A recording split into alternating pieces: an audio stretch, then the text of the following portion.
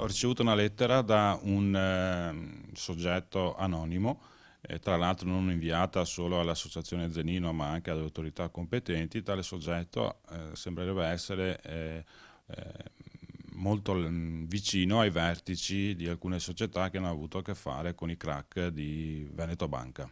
Che cosa le scrive?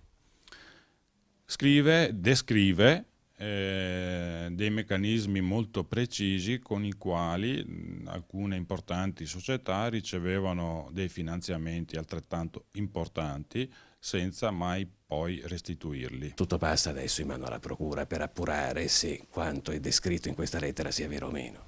Certamente speriamo che lo facciano in modo rapido e veloce, perché sono anche descritti luoghi in cui sarebbero conservati questi documenti sottratti alle autorità competenti nel momento in cui hanno fatto gli accessi, in quanto nascosti.